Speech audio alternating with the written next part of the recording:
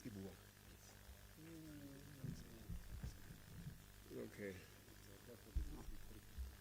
Okay.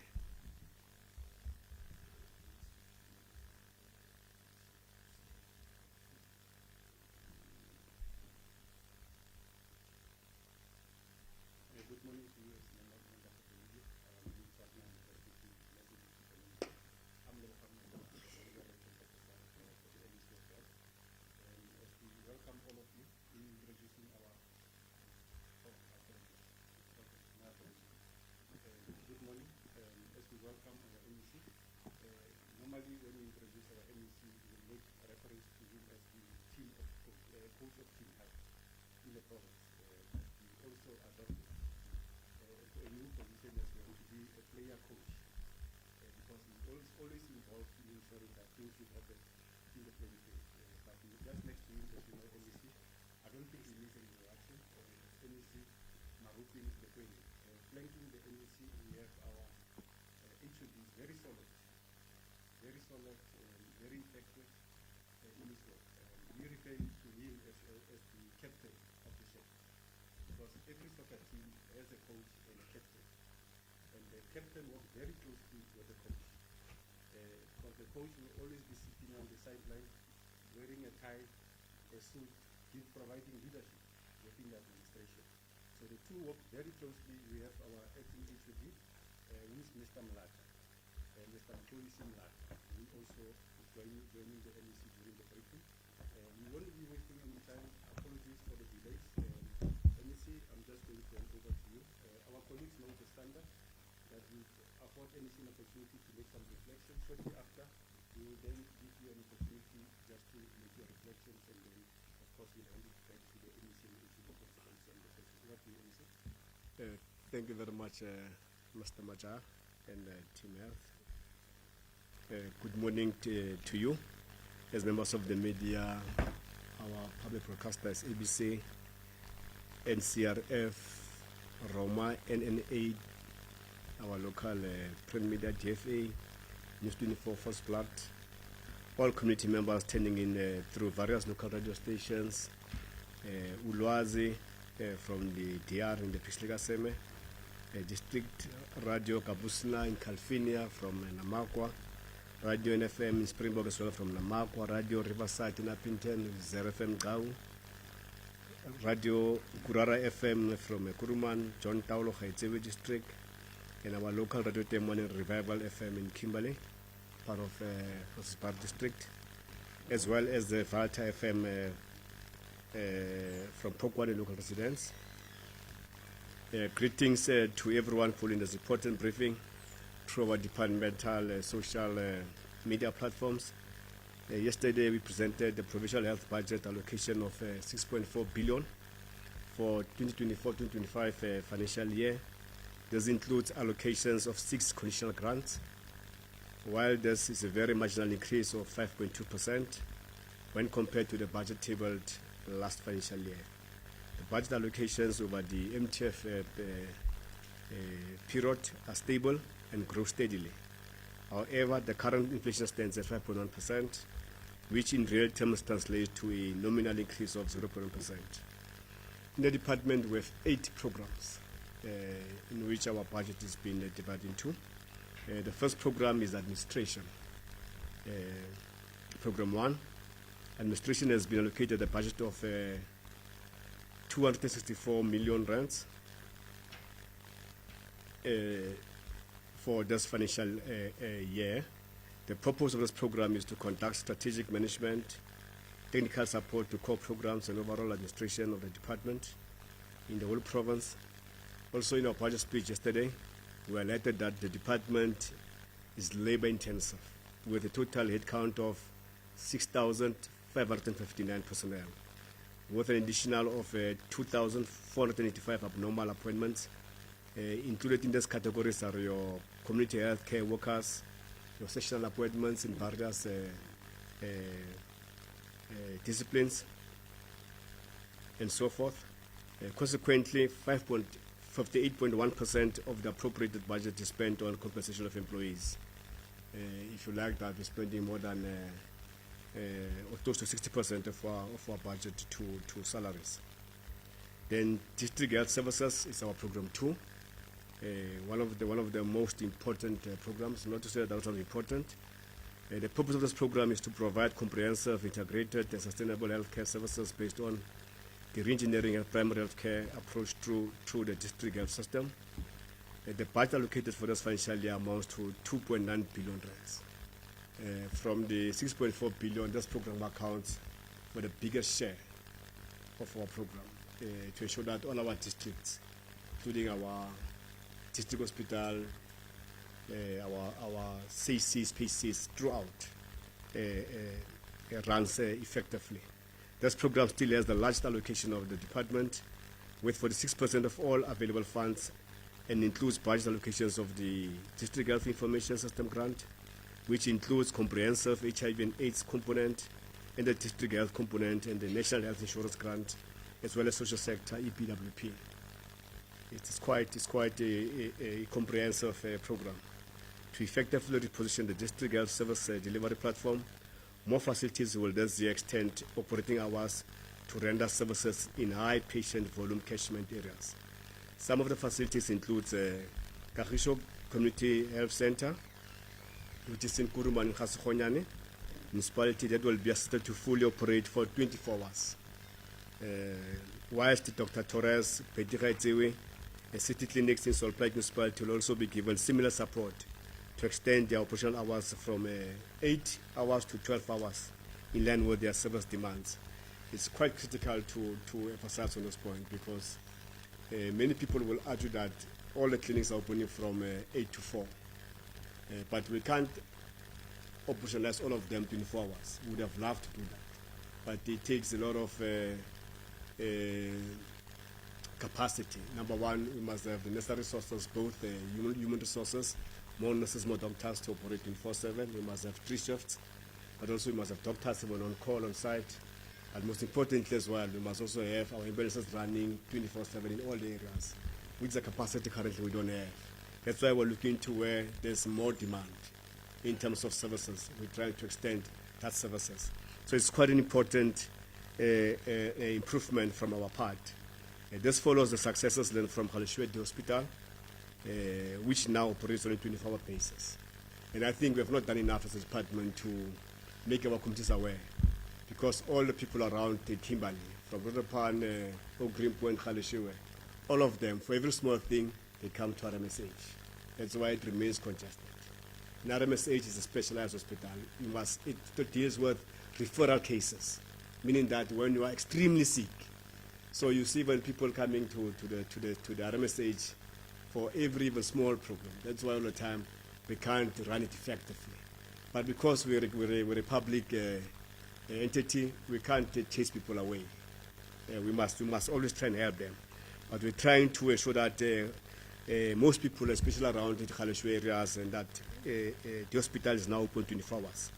And it's well resourced in terms of nurses and even doctors to run an effective service there. We take this opportunity to encourage members of the community to make full use of the available services, which will relieve the pressure often experienced by Robert Mxolisi Hospital. But it has been a culture around in Kimberley. I mean, people staying in Pickersfield to go to the hospital, they might think it's a bit far. They come the site. So these are some of the challenges we'll have to bear and really deal with them.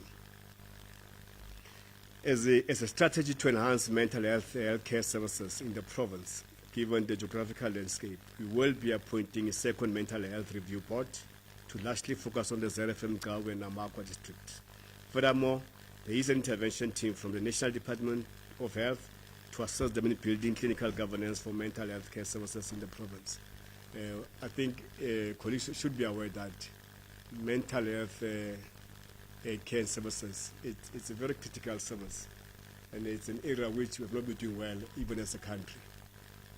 And the numbers of mental health care patients is growing exponentially, given, I suspect, given the ills of our society as well, large volumes of drug peddling amongst others, but also our own societal pressures and family challenges. So we will have to look into how we also prepare ourselves to respond. Currently in the province, we have only one board, which is servicing the whole province. And all of you knowing the vastness of our province, it means that they won't be able to do an effective work or a job. So we are considering, we'll be appointing the second board, which will then largely focus on Namak 1 ZFM and some parts of John Talo Khatsewe. So at least we then give attention to that service in the province. And the current board, I must report, is doing a splendid job. I had a meeting with them 2-3 weeks back. They gave a report back on the state of mental health. Some of you were here with the commissioner. They could really give a proper account on the work they've been doing and the challenges, of course, there. The Polokwane local municipality is our proof of concept. The project plan has been agreed to with the National Department of Health, and there is progressive implementation of this program of action. This milestone will be used as a barometer in guiding the implementation of NHI in the province as per the state transitional arrangements as stipulated in Section 57 of the NHI Act. Section 57 of the NHI Act is quite important. I'd also encourage colleagues to really maybe just big time and go through it. It tells exactly on what's supposed to be done going forward. For example, we must establish an NHI fund, amongst others, and we must also appoint some subcommittees which will be dealing with a whole range of building the blocks as we prepare to roll out the NHI. And the NHI is going to be a process, not going to be an overnight project. It's a project which we are going to ensure that we give attention to and we really implement without fail. Program 3 is emergency medical services, our EMS work. This program is budget, it's 448 million rands. You can imagine the distance of this province and that mega budget for that kind of service. With 448 million. This main purpose of this program is to render emergency medical services through the implementation of ambulance services, special operations, communication, planned patient transport, as well as providing disaster management services to the province. In the latter part of 2023-24 financial year, the department procured a total of 59 additional ambulances to reinforce the current fleet, which ranges between 8 and 9 ambulances operating daily in the province.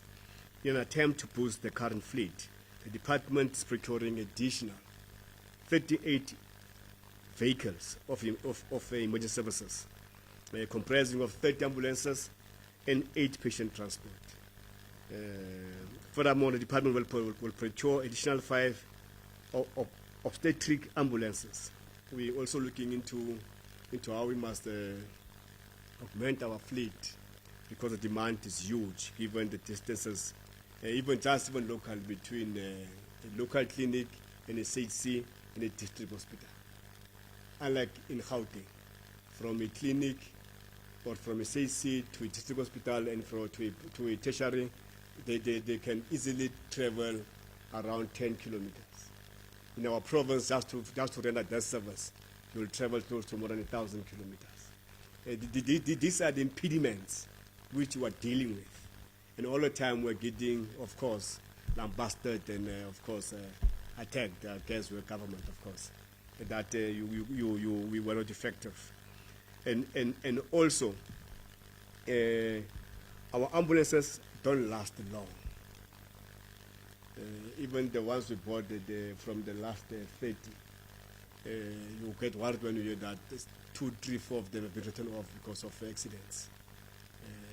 They travel 24 hours throughout the night. They drive into Kudus, amongst others. But also they reach their mileage of 200, 300 kilometers very quickly, within 2-3 months. Our ambulances are obsolete already. New ambulance and all that. So we're trying to have taken a decision that every financial year we will increase our capacity. And maybe also for your own information, you like maybe to hear this. Currently we're having 150 ambulances. In a regular day-to-day service or work, we're only having 89 ambulances. The rest are at the merchants. And the merchants is where they must be fixed. for all different reasons. Brake pads, others have been bumped, others you must fix some technical things in the engine. We can't use any service provider. Treasury has issued what do you call it, treasury note. Yes, it's like transversal, like a national tender, where we must only do that work through the West Bank. And West Bank must then send their assessor to Kimberley or Maruping to assess the damage of that. From there, they must then refer you to a particular service provider. We don't have the laxity and the latitude to take it to maybe quickly to labs or to Munich, Peters. So all these things they impede on our work and on the quality services from our side. We just thought that we must report that so that also we must understand why there's always like it takes long time for the turnaround in terms of fixing our broken car vehicles for EMS. Program 4 is our provincial hospital services. The Provincial Hospital Services Program has been allocated an amount of 522 million rands for this financial year. This program renders hospital services at the general and specialized level and provide a platform for the training of health workers and research. Program 5, which is Central Hospital Services, is our second biggest program in terms of budget allocation. The allocation of their budget is 1.2 billion rands for this current financial year. This program receives more than 21% of the total allocation of the department. The objective of the program is to deliver tertiary services which are accessible, appropriate, effective, and provide a platform for training health professionals. Our main focus for this financial year is to reduce surgical backlogs across all disciplines. To this effect, we will operationalize all our district hospital theatres through the outreach programs spearheaded by the Robert Mxolisi Hospital specialists and with the support of our emergency medical service team. These theatres have been revitalized and resourced. This intervention forms part of the broad strategy to decongest the Robert Mxolisi Hospital to ensure that it operates according to its mandate as a specialized training institution. A classical example is the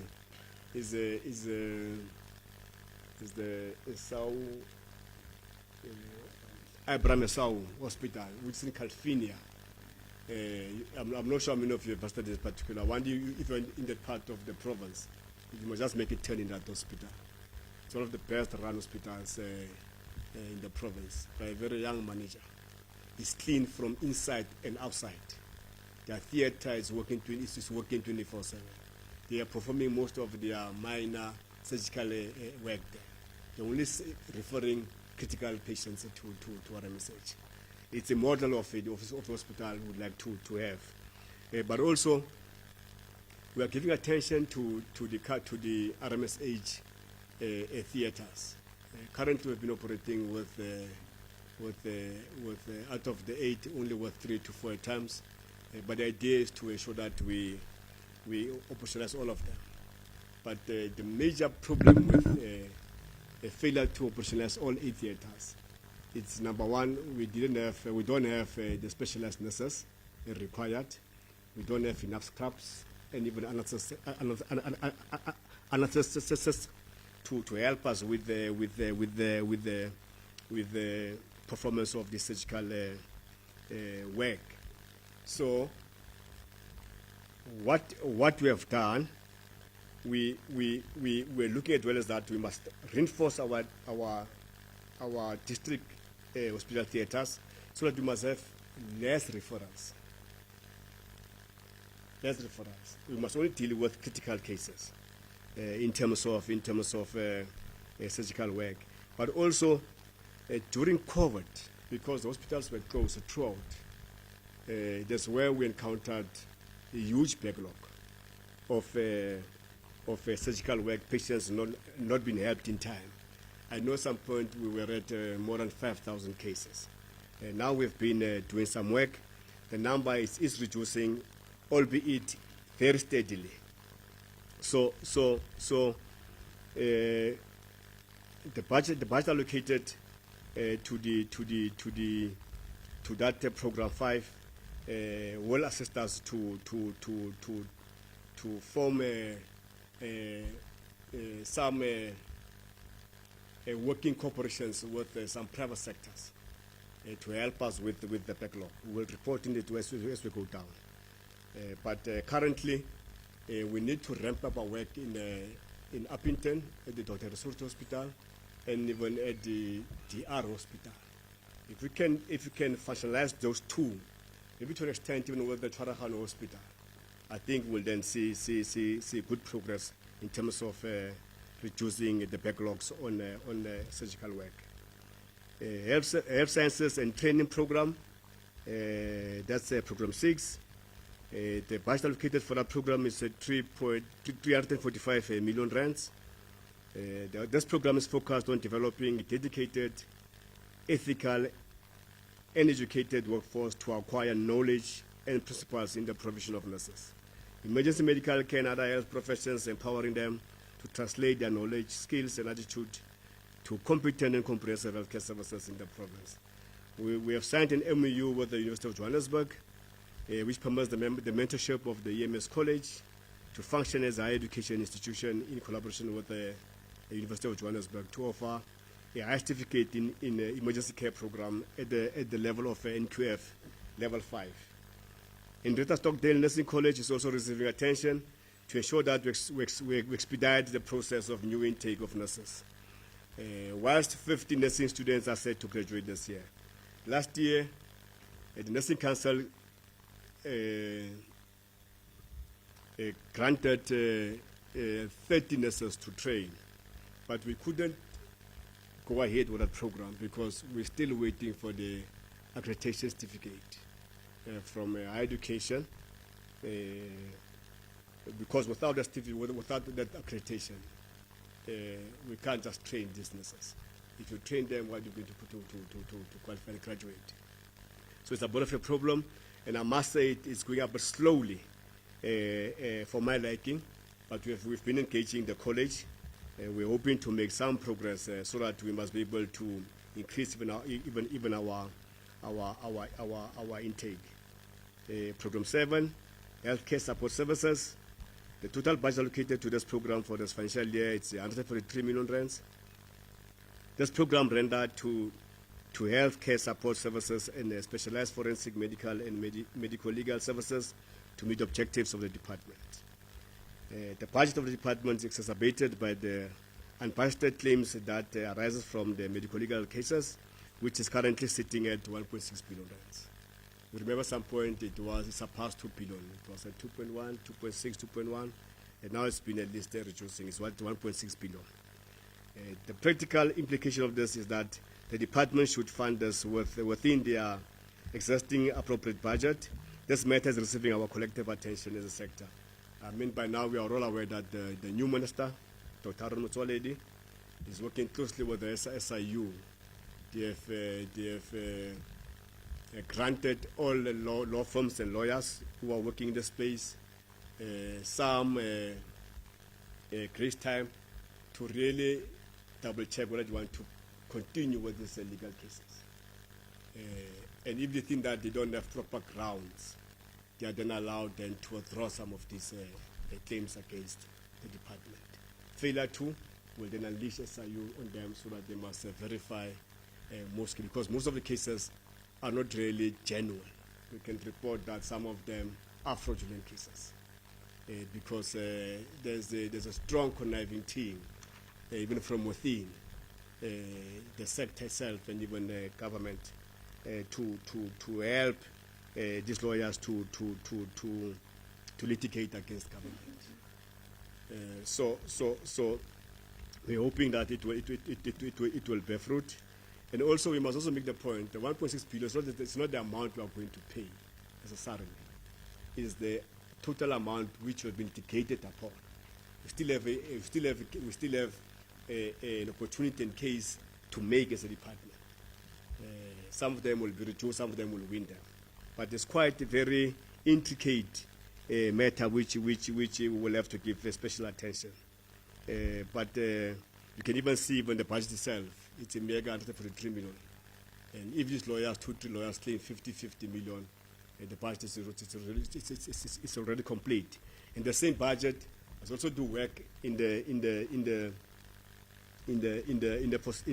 forensic pathology unit, which is also a very cumbersome task we're sitting with as a department. In other districts, you'll hear that there are not enough cars. We need more staff, but most important as well, we need more pathologists, which is a very rare skill. You must make the point. We had 2 pathologists. One is retired. We're sitting with one out of the Torres in Kuruma. Thanks to him, he's one of our Cuban program doctors. Pathologists, not everyone wants to become a pathologist at that level, to be a specialist. Cutting bodies, doing helping with cases with the police. So it's quite a very difficult task. Even in profession, it's not for the faint-hearted. Yeah.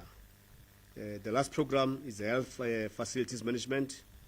The budget table for this program for the financial year is 484 million rands. The health facilities management program proposed is effective and efficient delivery of infrastructure and provision of technical support services to the department. We have commissioned a number of projects over the last financial year, namely the nursing college accommodation. We can report to it's complete.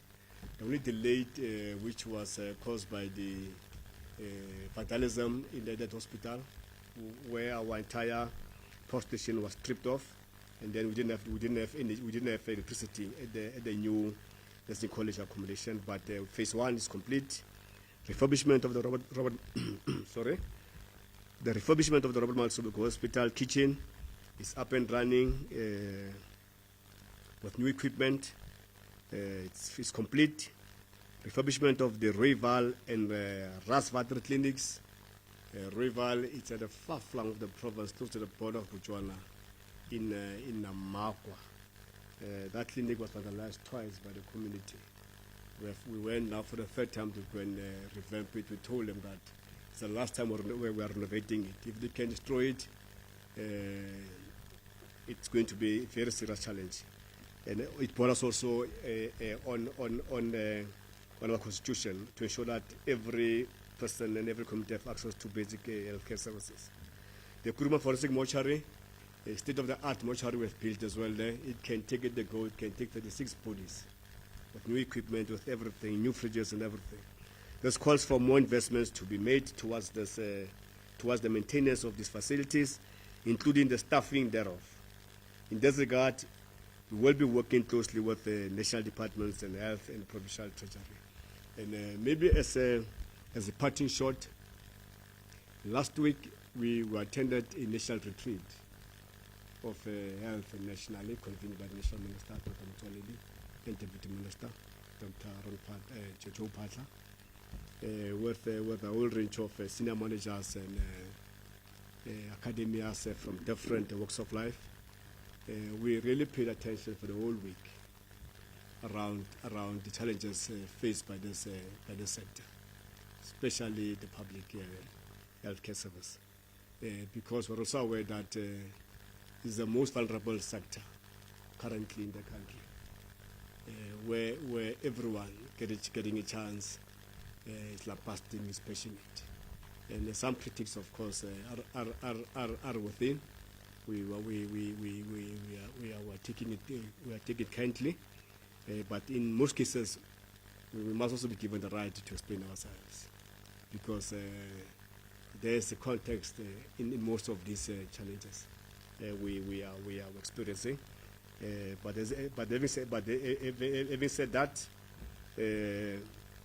it was quite an important retreat, because we also took critical decisions on what needs to be done in this current financial year. Amongst others, we have agreed that we need to speed up the employment of nurses, which is our major challenge in the province, but also even non-clinical staff we need to employ a lot of cleaners, porters, groundsmen. Most of the time we just pay attention to doctors and all that. Doctors, we are fairly covered. Where we have a challenge in the province is specialized doctors, your psychiatrists, your pathologists, amongst others. But the nurses is our key challenge. That's why many facilities, even our clinics, we need more hands in terms of professional nurses. But maybe the last point, which was maybe we need to emphasize, is leadership in this sector. We are found wanting as a department, even as a sector. We need to have strong women and men who must remain focused, dedicated to ensure that we improve our services. And maybe finally, NHI has been enacted into law, and we are stepping ahead with NHI. There's a national team which is ensuring that we're going to implement all its facets, as I've reported earlier, but also to ensure that even NHI must help us to equalize the current difference between the private and the public services. So we are quite confident. Health, it's quite a challenging mandate. It's not that easy as people think. Very complex and quite challenging. In conclusion, if you like, health is like an ocean. You can't swim in an ocean. You must devise methods and strategies on how to at least sail and ensure that we respond to the needs of our people. In our province, we must respond to the 1.2 million people which relies on government. And finally, from the 212 facilities, we want to report to you once more. These facilities, they remain open all the time, with all the challenges, notwithstanding the challenges.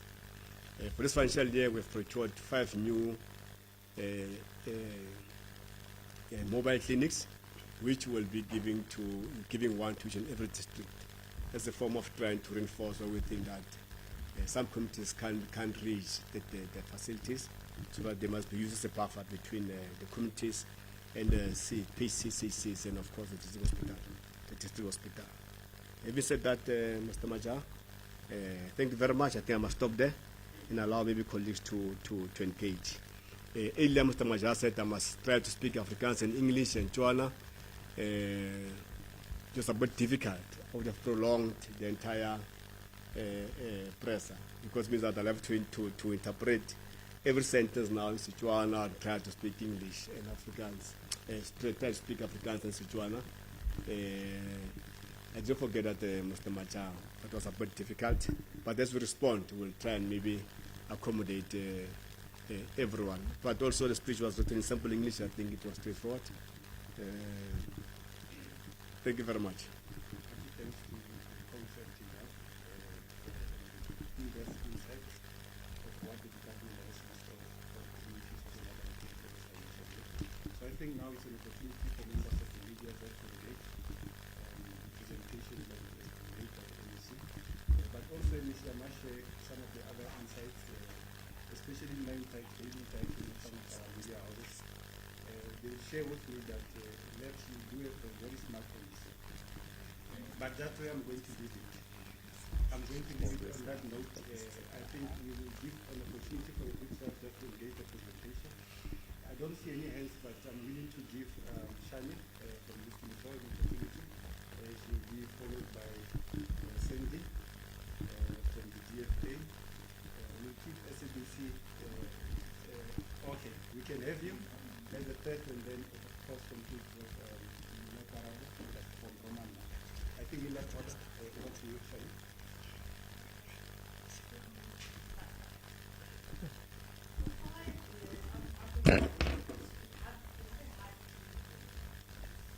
Oh.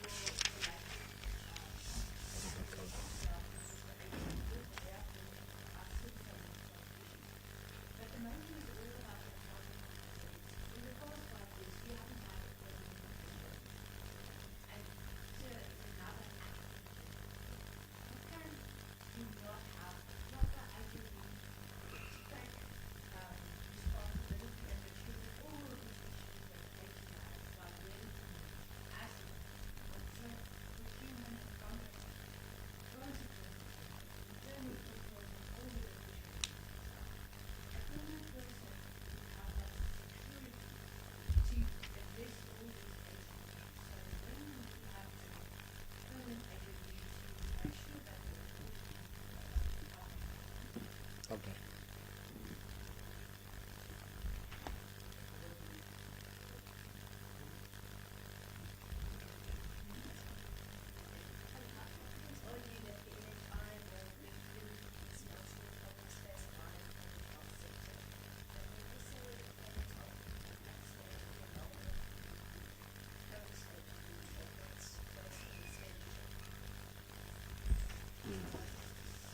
Thank you very much. Over to you, Kimberley. Yeah.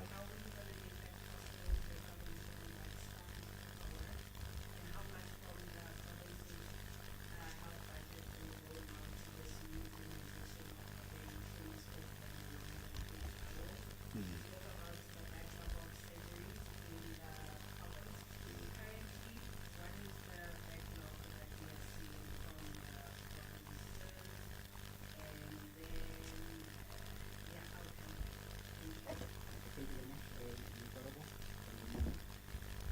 Oh, you are fine. Oh, no, thank you very much. Let's keep it that way. Okay. Okay, we can give an opportunity.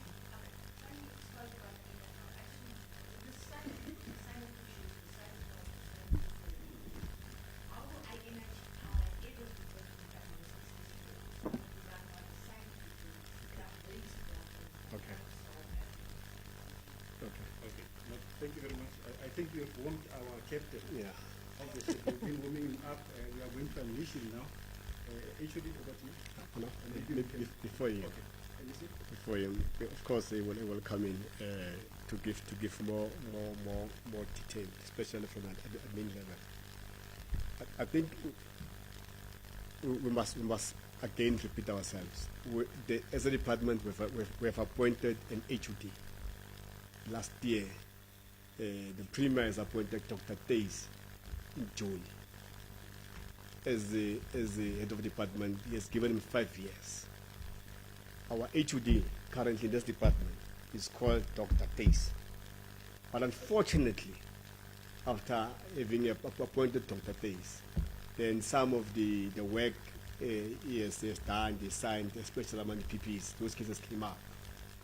And then he got charged. And then after a lengthy discussion with the Premier, pressure from the opposition in terms of our stance against corruption, what's our stance in terms of clean governance, we then decided that Dr. Tays must be shifted, shouldn't be the head of the department because of these cases.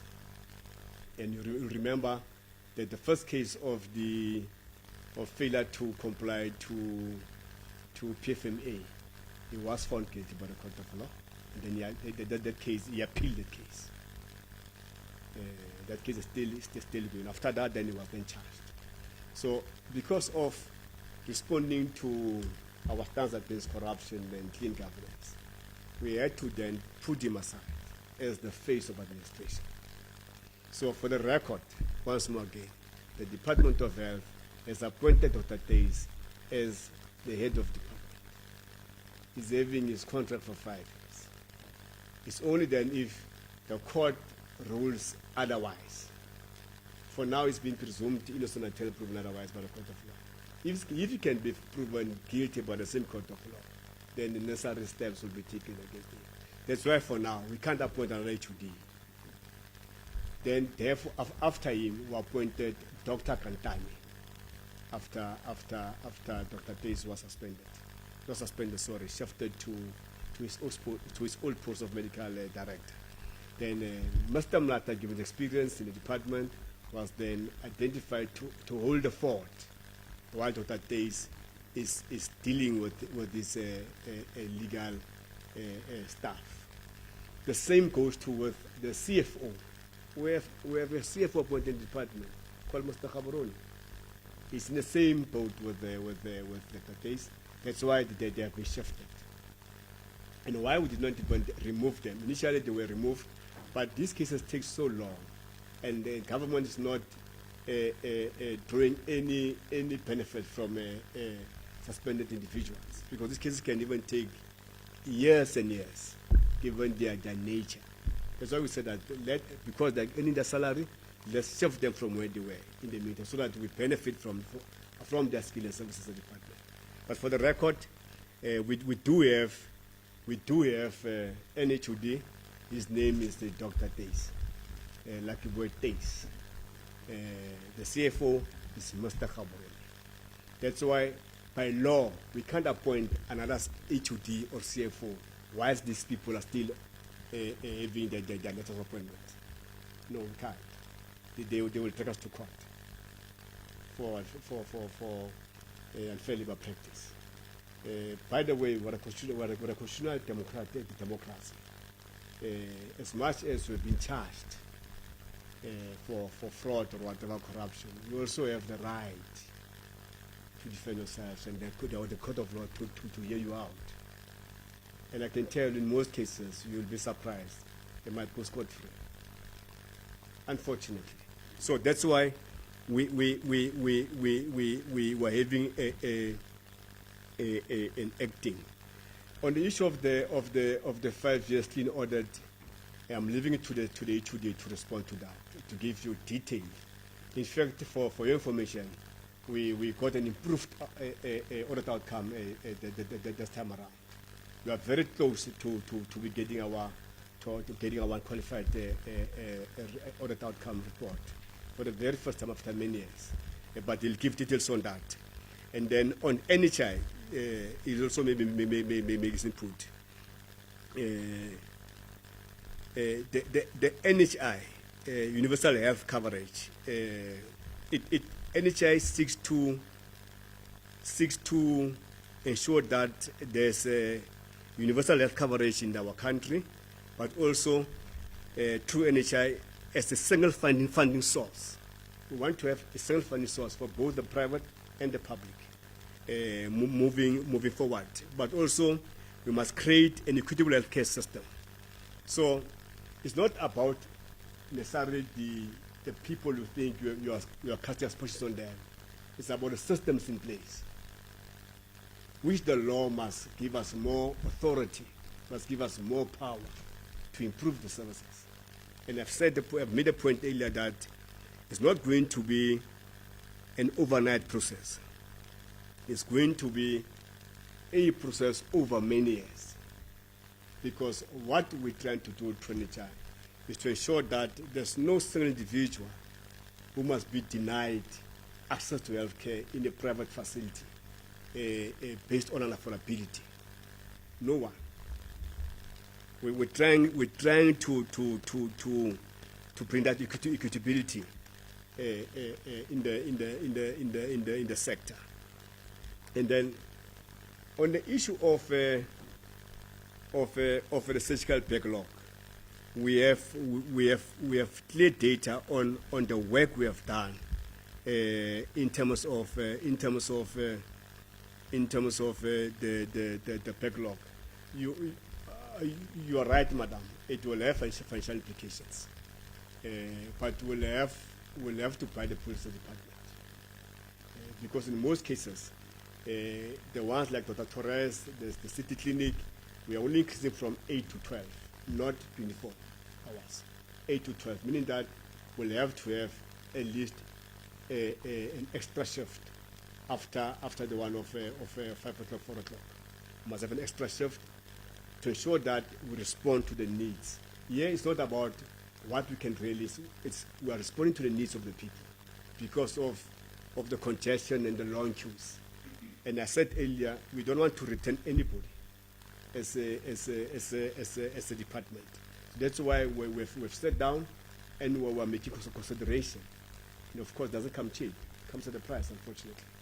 It means that we'll have to budget.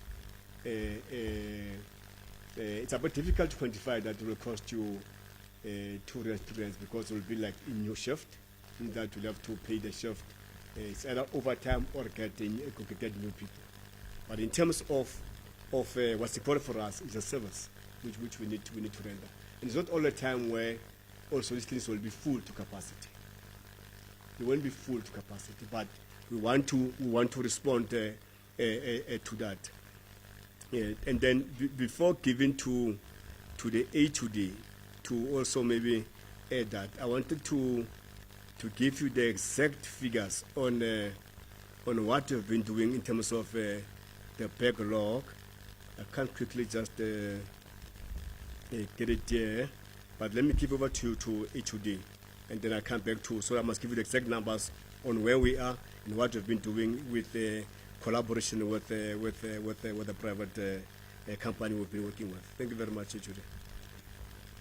Over to you.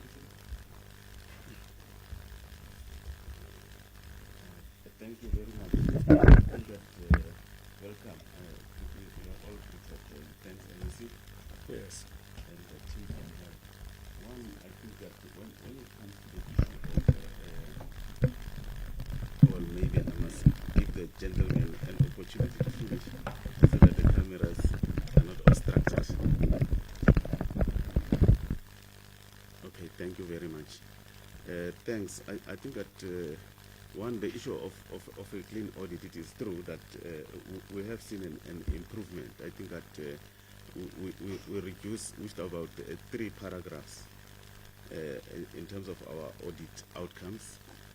And unfortunately, there are certain historical matters that led to us gaining another 2 paragraphs, which we think that it's basically things that we can deal with. We have a strategy in place in terms of achieving a clean audit or an unqualified audit within this current MTF. As things stand now, in the next 2 years, we might be able to reach that milestone, given the current situations and our plans in place to deal with the historical matters. Your issues of asset management and so forth. If you look over the past 2 years, we've been able to successfully deal with issues such as your unauthorized expenditure. Of course, we've got issues of accruals and issues of revenue and so forth that are currently still a challenge. We have appointed, for instance, a loss control committee that should investigate. Firstly, you need to investigate the cause of why you incurred irregular expenditure or unauthorized expenditure in the past, and we are doing that. In instances where we find, of course, there is issues of malfeasance, then that will be dealt with accordingly at that stage in terms of what you term consequence management, which is a requirement, because ultimately we must then present a report to the legislature for these matters to be cleared. So all of those plans are in place. When you look at our performance audit, for instance, over the last 2 years, we have made a significant progress. Previously, when you go back 3 years, our books were such that the auditor was not even auditing them. It was basically saying that they are in such a state that they couldn't be audited, and was just giving us a disclaimer for our performance audit. Last year, they audited our books, but they still came to the conclusion that it's a disclaimer. This year, we'll move to an unqualified audit. So both for performance and your regularity audit, which is your financials, we are now standing at a qualified audit, of course, with the improvements that I've stated, and so far as performance audit is concerned. So there is good work happening in that direction. Of course, as you indicate, there would always be challenges where there is changes and inconsistency in management. But once you are in the position of an accounting officer, the same policies and laws apply, so the same responsibilities apply. So if you look at section 37 of the PFMA, it makes it clear that you've got the same responsibilities that a permanent accounting officer has.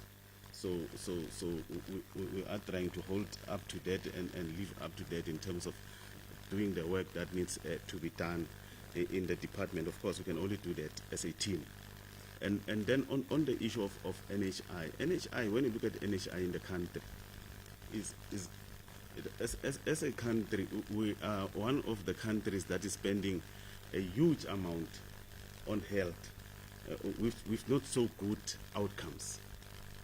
And when I say we're spending a huge amount on health, it means that there is money in the sector, both private and public, for healthcare.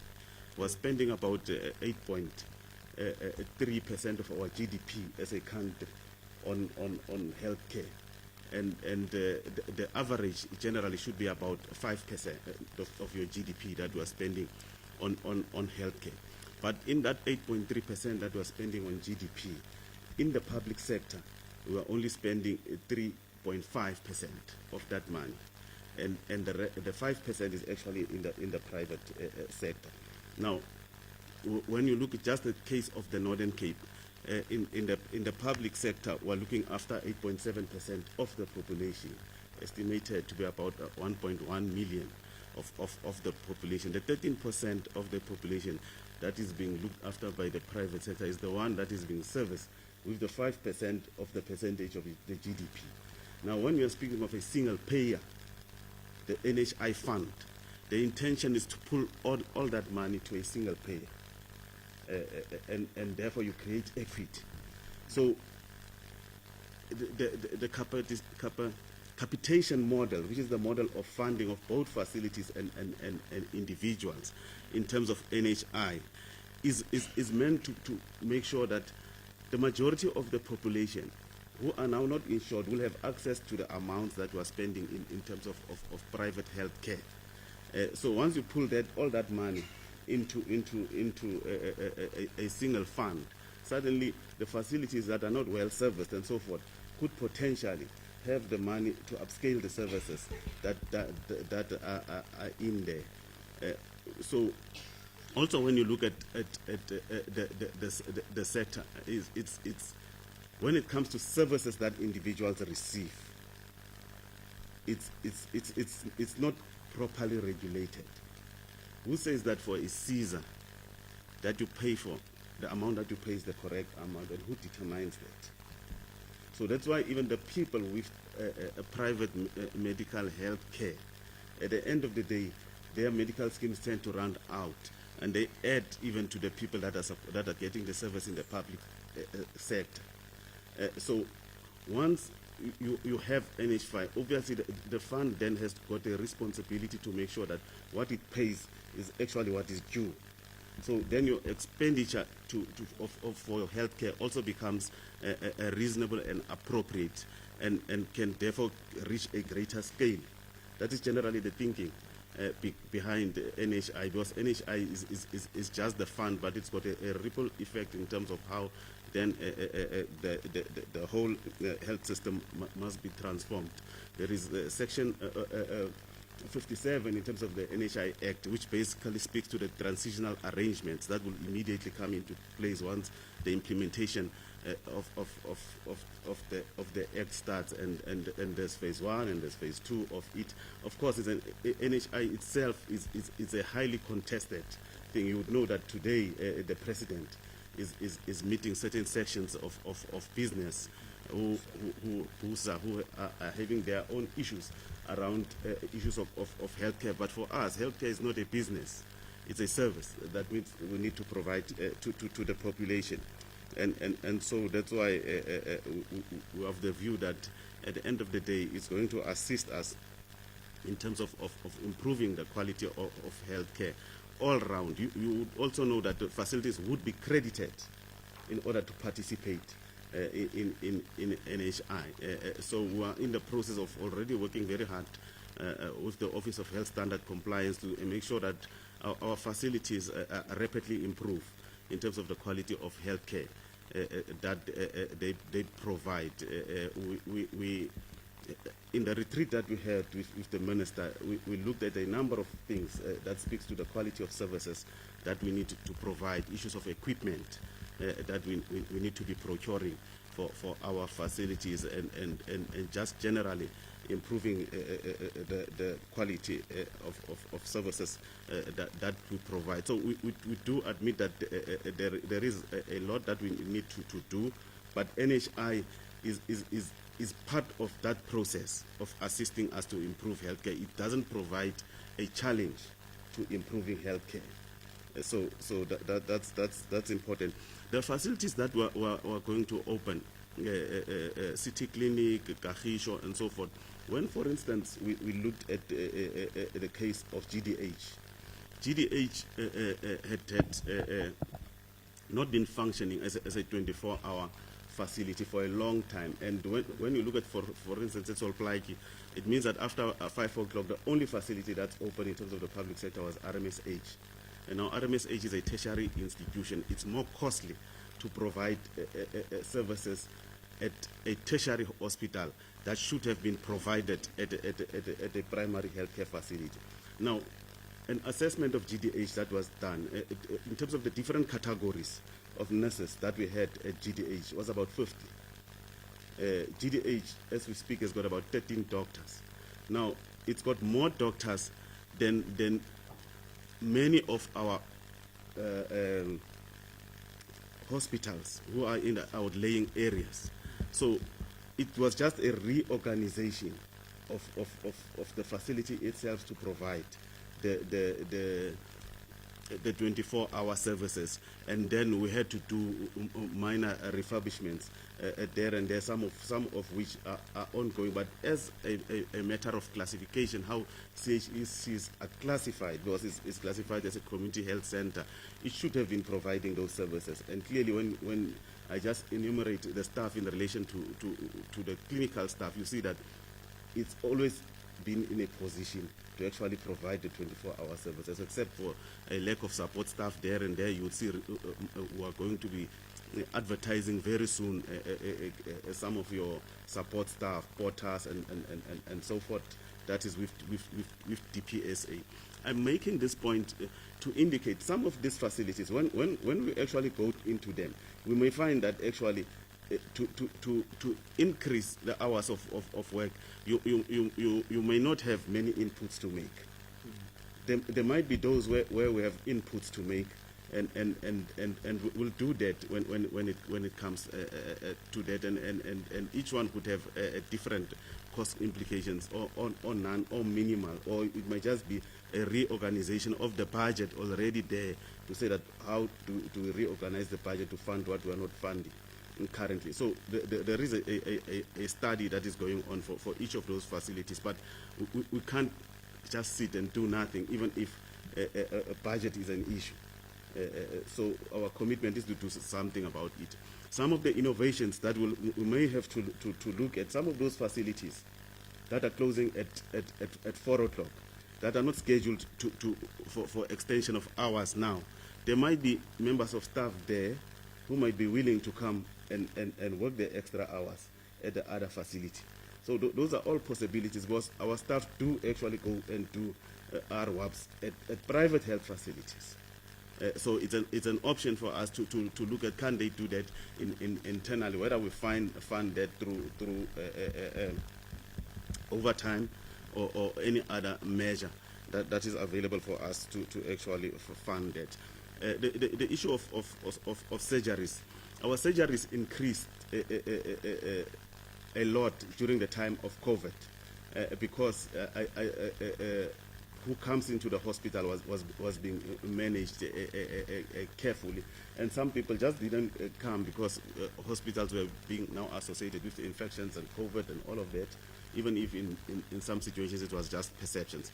So at some stage after 2020, our surgery backlog stood at about 8,000 or more. It has now reduced to half of that, about 4,000 or so, because of the interventions that we have made.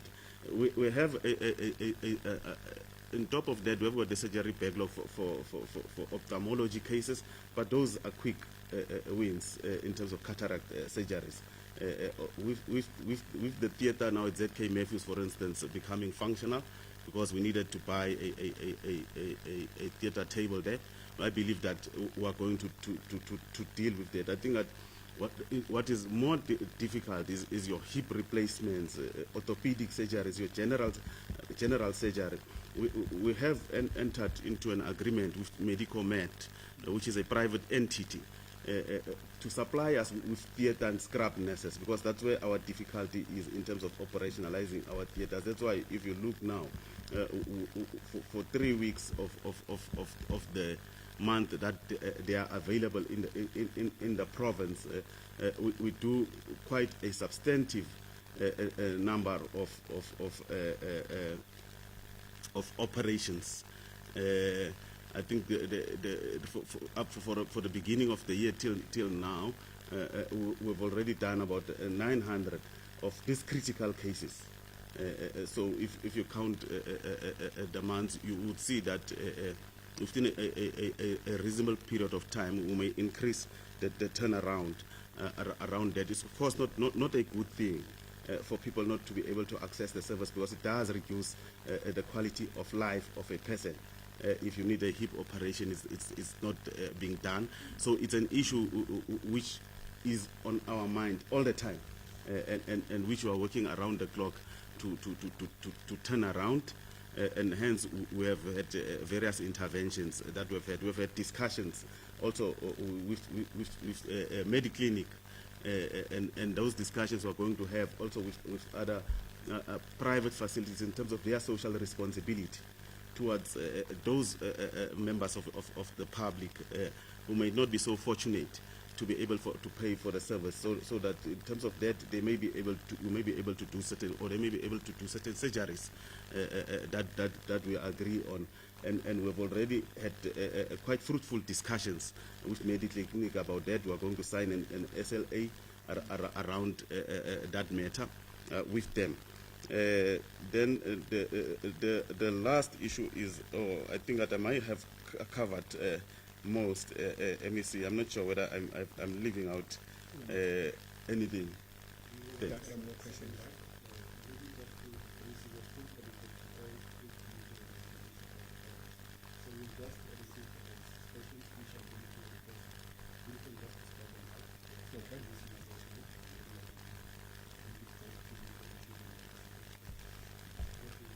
Thank you, Rich. Also to the MEC community, thank you, Greg. From Walter FM, we've got a question: how will the office of the MEC ensure that the budget is used accordingly for this financial year? Second question there: what are the challenges that are faced by the department from the previous financial year, and what is the plans within the department for this year to ensure that the department doesn't face those same challenges? Continuing to the following Radio NFM, we see that they are asking many rural clinics experience long waiting times and insufficient resources. How is the department and MEC planning to resolve this? And also the question of understaffed hospitals and clinics. Just quickly looking for two more, the last two, then we can conclude there. What measures will be taken? This is in the JTG district to operate 24 hours and provide services there. And also we see that with the hospital conditions, what plans are in place to improve the conditions in the Tshwaragano and Kuruman hospitals, and to make sure that they ensure that they meet the necessary healthcare standards. And lastly, also in terms of EMS staff and infrastructure, question they're saying: what steps will be taken to provide suitable office space for EMS staff? And this is replacing the current makeshift offices under trees. But I'll conclude it there to share in terms of sharing there to spare some time.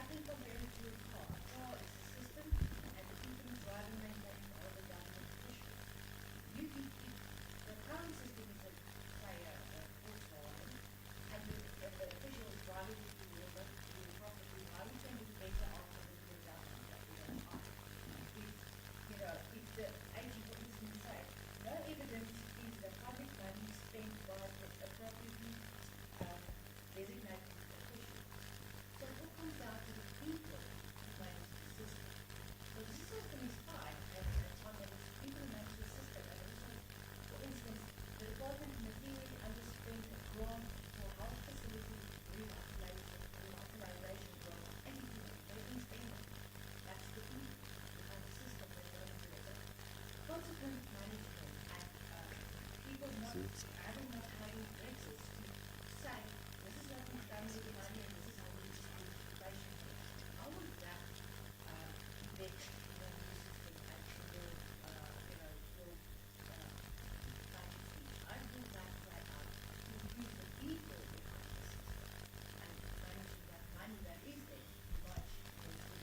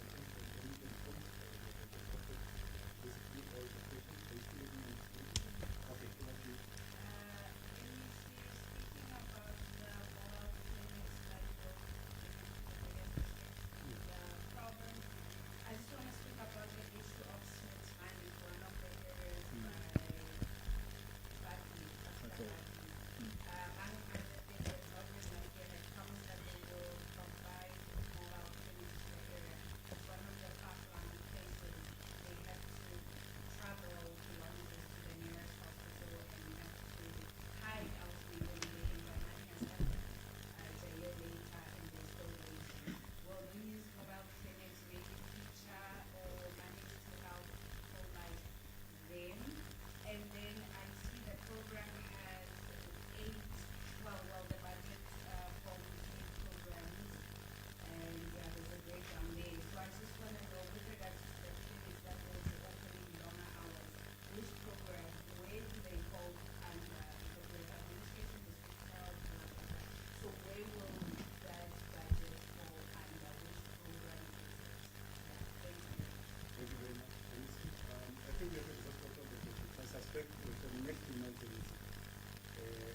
Going to be a no-show. We won't be receiving million cards, but this is always available for further engagement. We might not exhaust everything today, but this is a start to make sure that we intensify our communication with the individuals. I'm going to afford NEC just an opportunity to reflect on some of the questions that I have. And then the captain will then come in after NEC. We will then back to NEC again for the last partition. I think that's the beginning of thank you very much, Mr. Maja. I think on the exact figures on the backlog. So we currently just level 4,000 plus. So for our target for this current financial day is 2,160, which we targeting for this current financial day to 425. The issue is right. To date, we have covered 908 cases. So the target is 2,160. So that we must at least try and half the 4,000, which is steady progress with all the challenges we're facing as a department. On the issue on the budget used accordingly, unfortunately, government monies are well tailor-made. You can't just spend monies willy-nilly. There's a clear baseline and directive. On that's why we're having 8 programs. So We always try to spend government monies accordingly and prudently. The main thing which we didn't elevate, myself and whether it should be even up to date, is that the current budgeting model by Treasury, we're not receiving sufficient resources to cover everything. Our budget is very small. Just to 6.1 or 6.4 billion. It's very small against even what we're paying for our salaries. Our wage bill, it's quite exorbitant. So health, especially in our province, we are highly under budget. But unfortunately, there's not much even province can do, even treasury in the province can do, because National Treasury is allocating budgets to all the provinces based on per capita, based on the population. So we're the smallest, 1.34 million people. So we're getting a budget for a particular population, with some extras which they've been trying to really consider, but not much has really been made.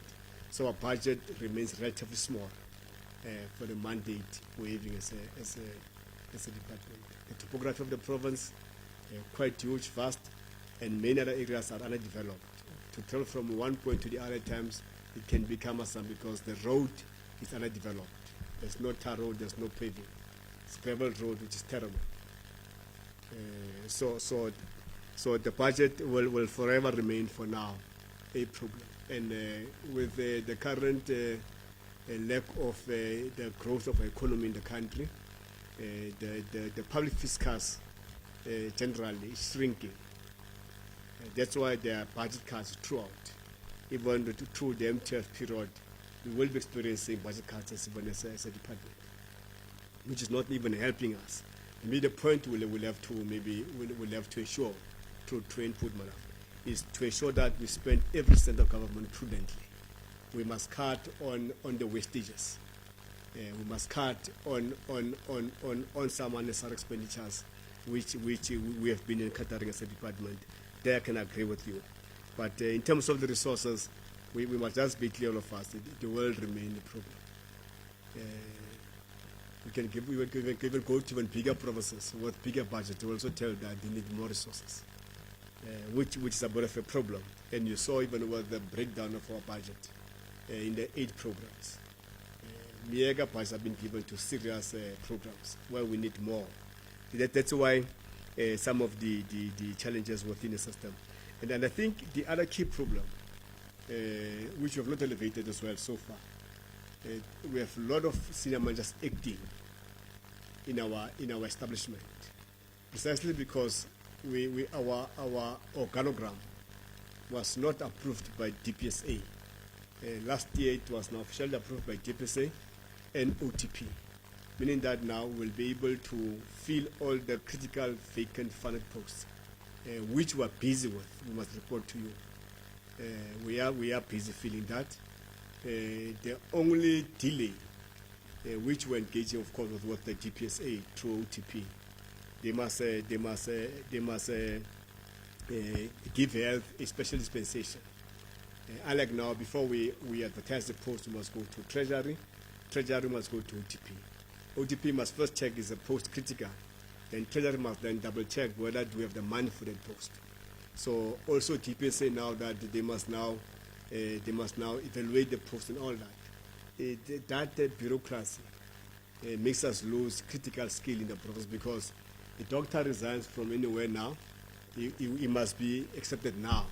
But that bureaucracy will take us 3-4 months for us to appoint a doctor. So we will be meeting the Premier soon with the Treasury to again retable our request that the health department, we must be exonerated from this entire bureaucracy, because we are losing special skills in terms of strengthening our team. And if you don't know, in this sector, our professionals are forever on the move.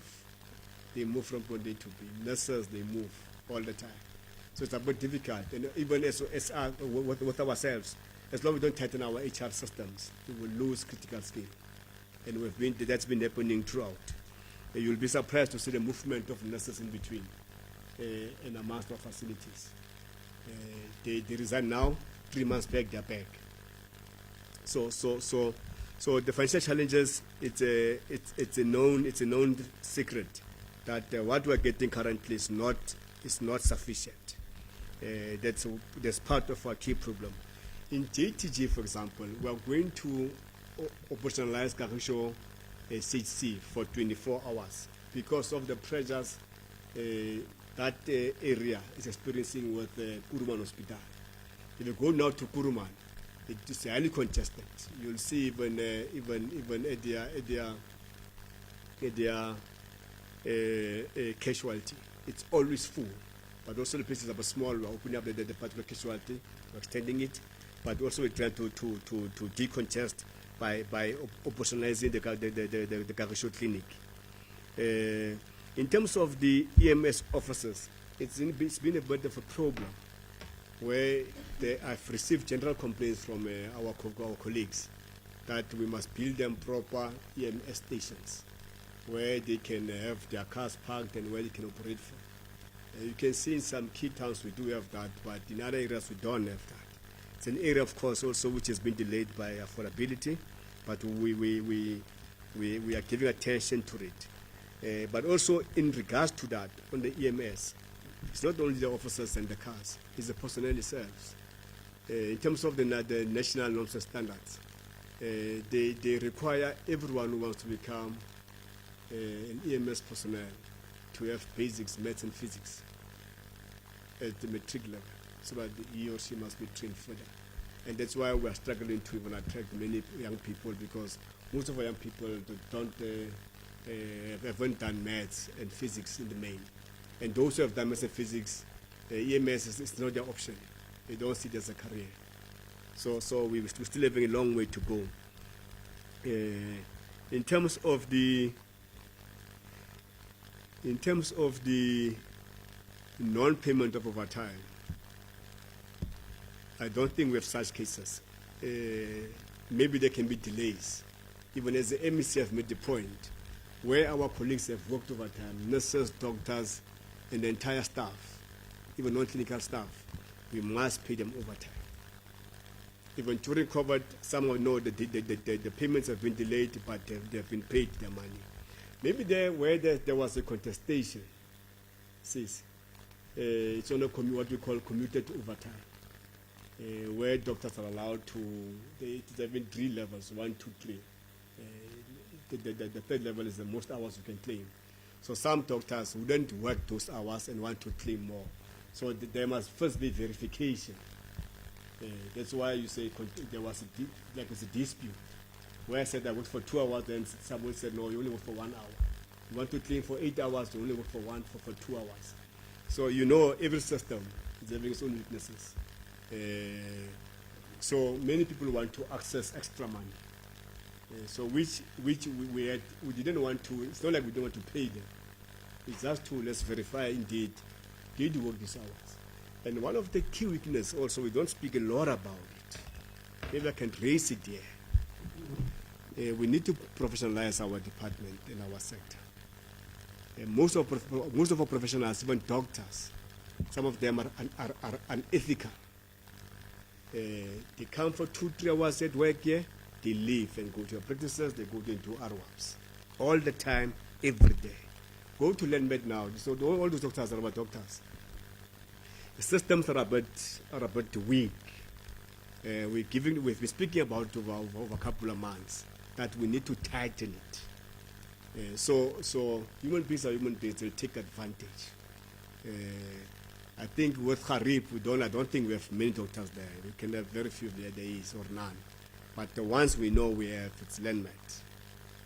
So this financial year, we've only allowed specialists to do RWAPs, to do remuneration outside their formal employment, because we want them to sharpen their skill, those specialists. We must not deny them not to do extra work, but they must honor their work first in government.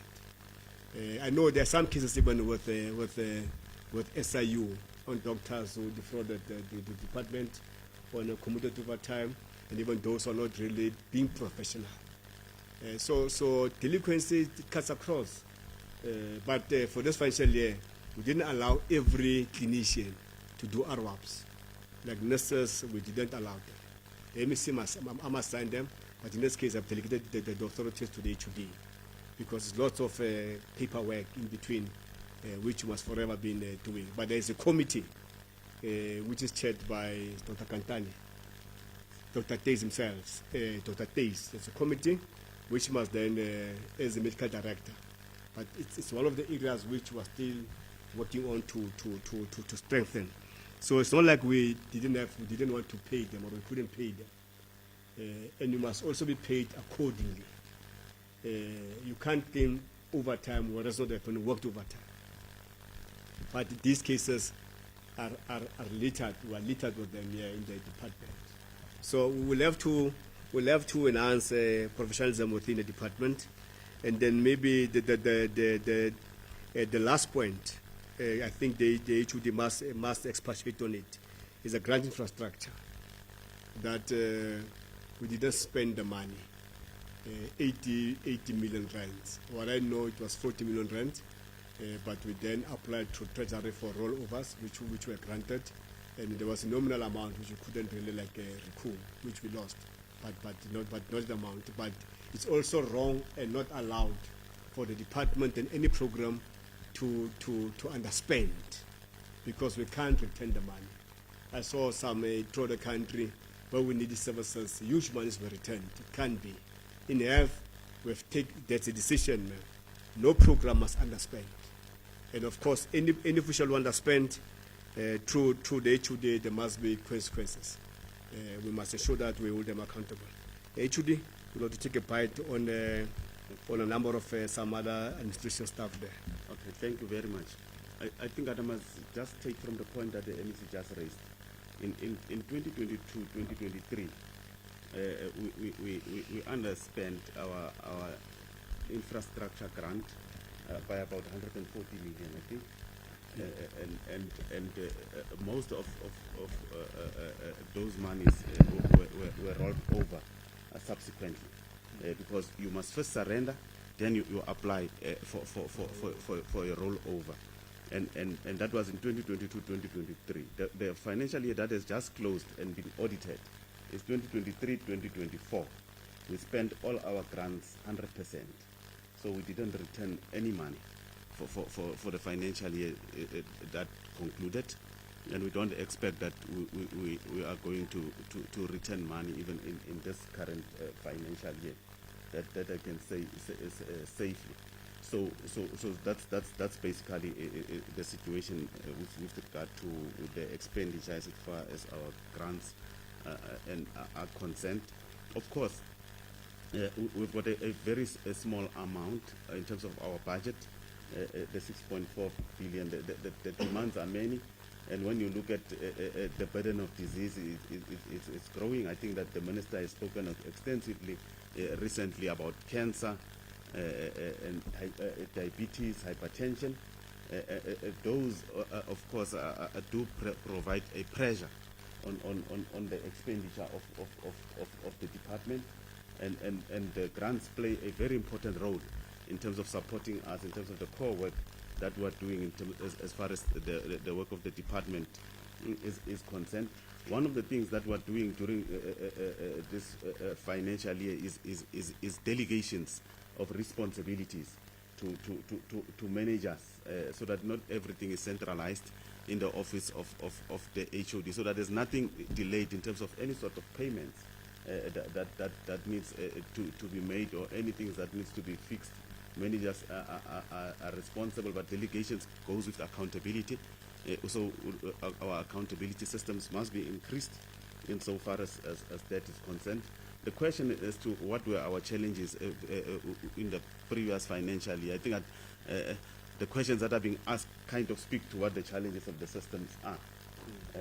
In terms of infrastructure, we need more personnel. We're encouraging people all the time that look at the available opportunities that are there in healthcare, so that you can study. We've got the program that the MEC spoke about with UJ, where we're sending EMS personnel. We are already having a sort of accreditation for the nursing college that must just be completed. It's almost like a partial accreditation for 30 students for a higher certificate, 30 students for the diploma program. We're looking at upscaling to midwifery programs and so forth going forward, the specialist programs that we say we need personnel in going forward. So we do encourage people to look at those options and as areas of study. We of course will look at the things that are being highlighted in terms of the mobile clinics where they can be deployed and so forth. These things, I must point out, some of the demands for services are kind of a moving target in health.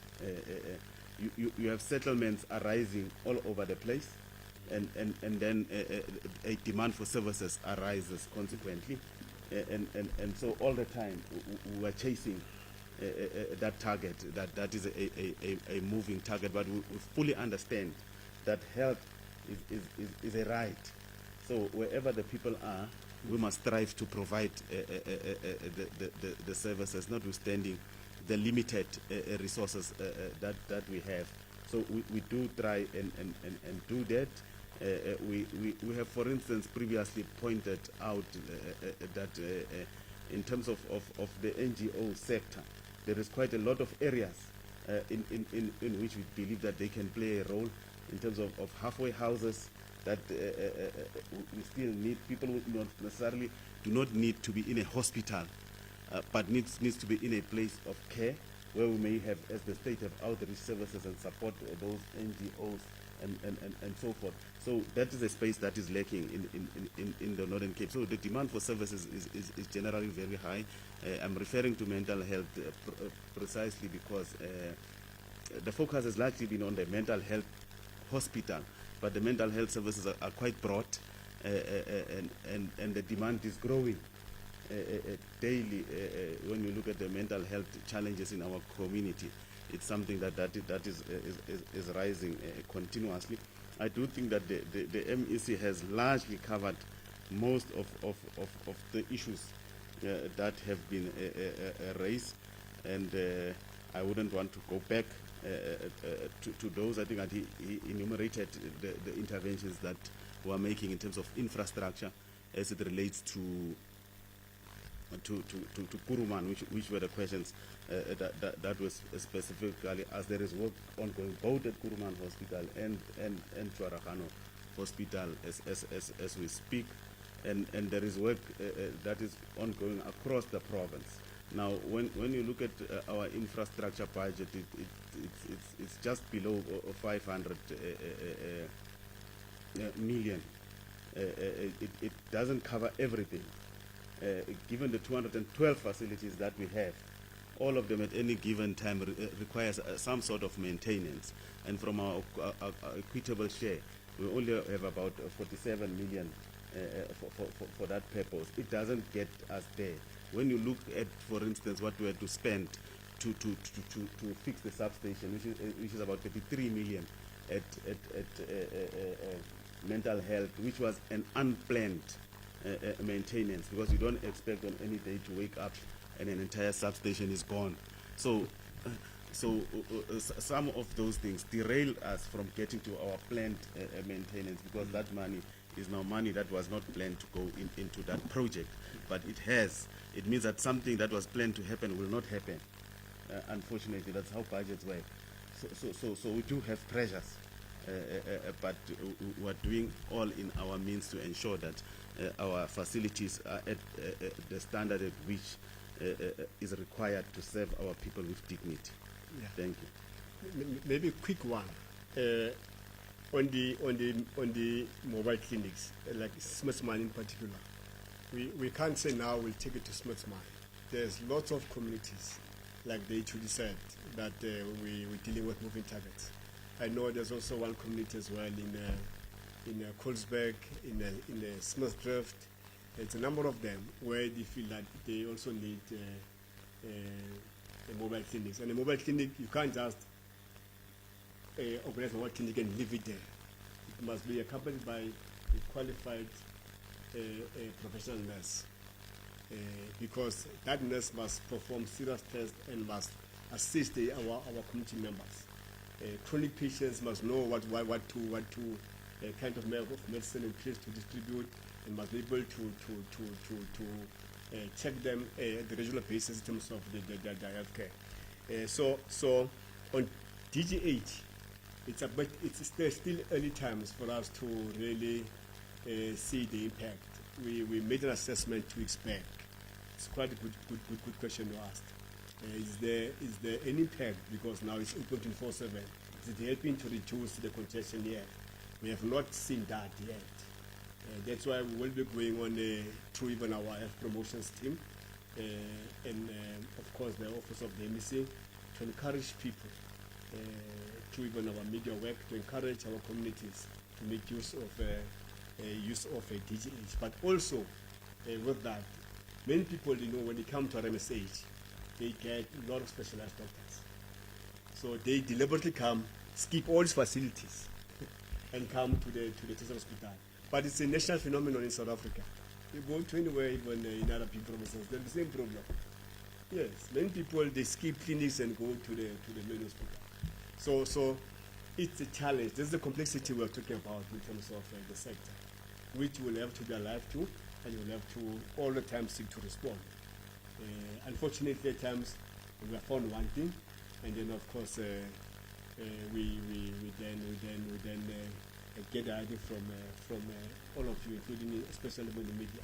But we're trying our level best, and we are committed with all the difficulties in the sector, in this department, to ensure that healthcare services are not compromised and don't collapse in the province, with all the problems and challenges which are there.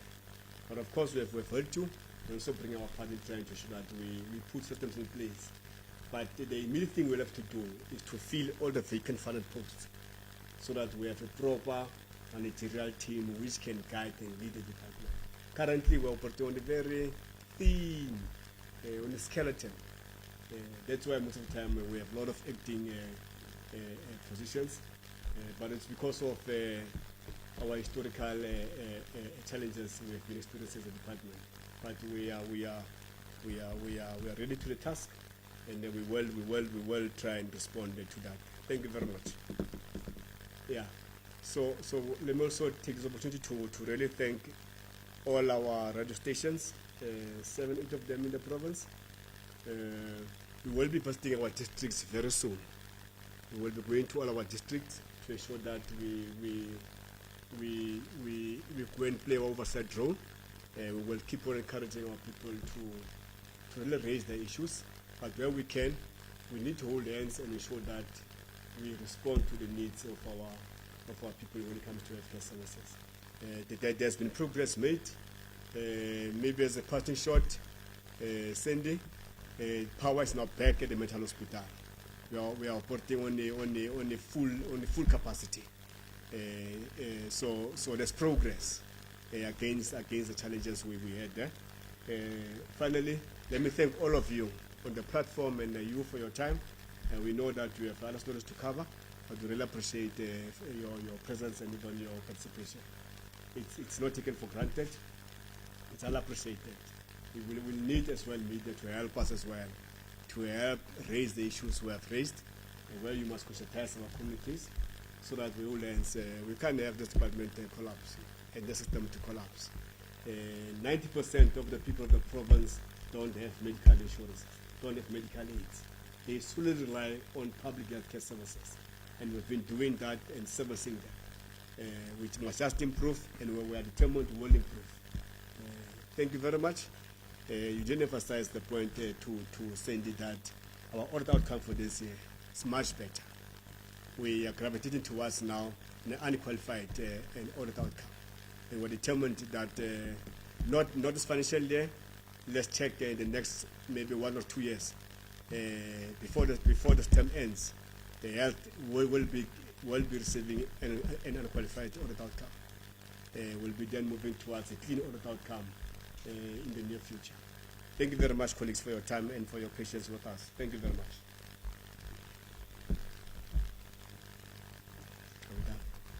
Okay, so that means you want to ask a question. You can ask it off the record.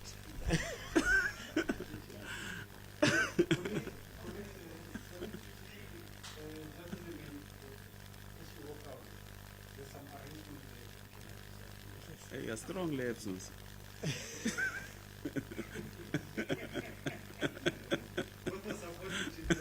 Oh. I didn't know myself. I miss that.